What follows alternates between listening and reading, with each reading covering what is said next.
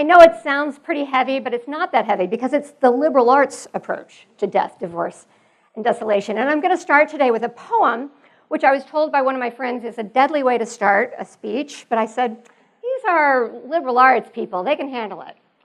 So I'd like to start with People by Yevtushenko. No people are uninteresting. Their fate is like the chronicle of planets. Nothing in them is not particular, and planet is dissimilar from planet. And if a man lives in obscurity and makes his friends in that obscurity, obscurity is not uninteresting.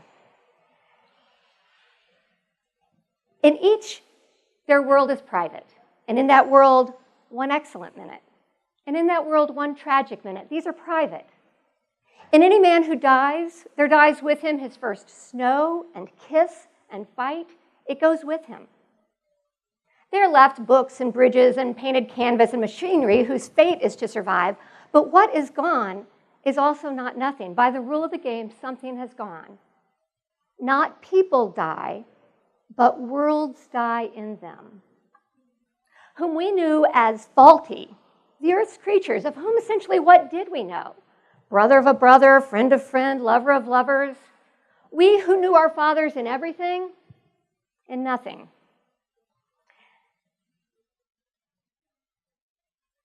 They perish. They cannot be brought back. The secret worlds are not regenerated. And time after time, again and again, I make my lament against destruction. So in the fall of 1981, a group of 18-year-olds sat around in a circle week after week reciting that poem. We were in IDS 101, and I was in Jerry Goddard's psychology professor's section of that. And some of you may remember that year, the first year class that we all took was called The Self Apart. Remember how they spelled it? Is the self apart from others, or is the self a part of others? These were the deep thoughts that they wanted us to think that first semester. That summer, I had been sitting in the only home I'd ever known in rural Missouri, reading Maya Angelou's I Know Why the Caged Bird Sings.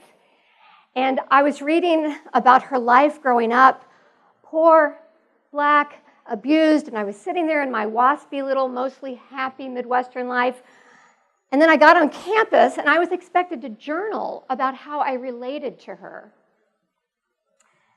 Now, if any of you were in my section of IDS, I don't think any of you were, you'd know that I'm a crier.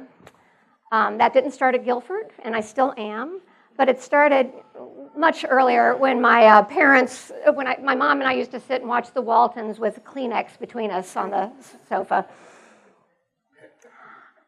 But that semester, something about that class just broke me open week after week.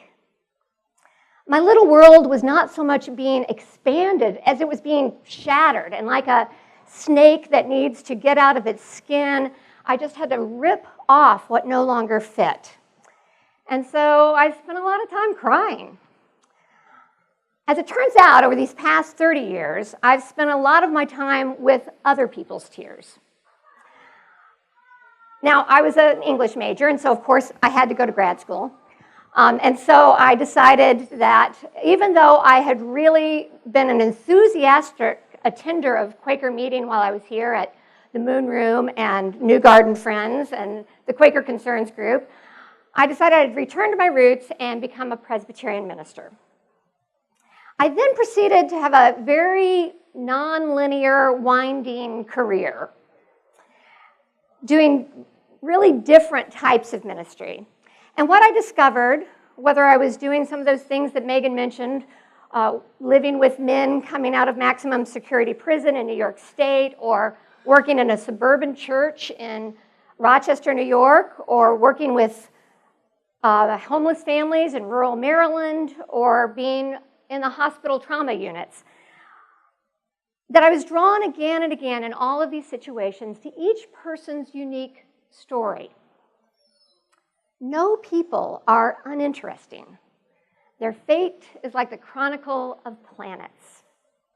And in these stories, as diverse as they were, And I was working on the streets of Chicago with women who were working as prostitutes, and I was working I was a house parent for guys who'd been in prison for murder and assault. And then I was working on Capitol Hill with lawyers and lobbyists. And there were common denominators across their stories. And one of those is that in every story, every single story, each life experienced grief. And in that world, one excellent minute. And in that world, one tragic minute. Working as a hospice chaplain, I stood at bedsides and heard old stories and sang favorite songs and bore witness to confessions and reconciliations. In any man who dies, there dies with him his first snow and kiss and fight. It goes with him. And while pastor of a church just outside of D.C., I became involved in climate change activism. And I was involved in organizing educational events and doing advocacy on Capitol Hill and doing protest at dirty power plants. And as we struggled to make the voices of Earth heard in those halls of power, I realized that part of our job was simply to bear witness to everything that is being lost. Whole species, coral reef systems, glaciers, cultures. They perish. They cannot be brought back. The secret worlds are not regenerated. So in these various lines of work over these past 3 decades, I've come to understand that the capacity to hold the space for grief is part of what allows us to remain engaged. Life necessarily entails loss, whether it's the death of a loved one or a change in your own health or the demise of a forest in Brazil. And when we try to shut down or even to minimize that sense of loss, that immense sense of loss that we feel, it becomes harder and harder to maintain a connection to our passions and to the world around us. When I went through my own divorce a few years ago, my ex-husband and I realized that in order to be good co-parents to our son for his well-being, we had to figure out a way to work through our own grief. And so we developed a ritual for our divorce. And we chose to get together and to work through that grief and to ask and receive forgiveness and to let ourselves off the hook for the vows we'd made and to make new vows of friendship and respect.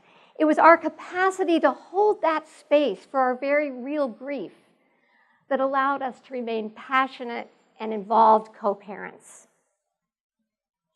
Now, there are 3 things that I grew to love at Guilford that helped me hold open that tender space, that space where we grieve and where we also find delight. And that is stories, silence, and stories, and savoring.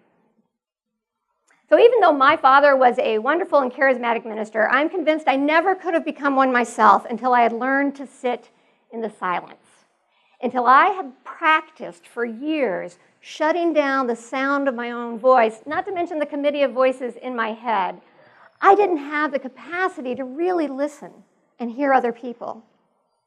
And with the capacity to listen comes the capacity to hear stories, and not just the stories that come out of people's mouths, but the ones they carry in the shape of their shoulders, the ones they wear in the lines on their face.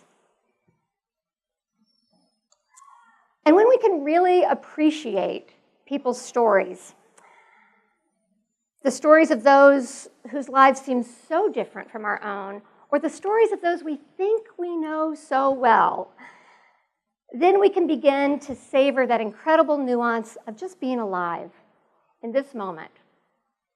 This one, right here, right now. This moment that will soon evaporate and never be regenerated. Silence and stories and savoring.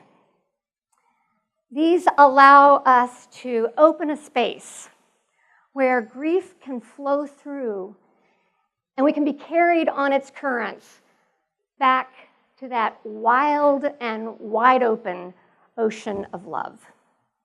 Thank you.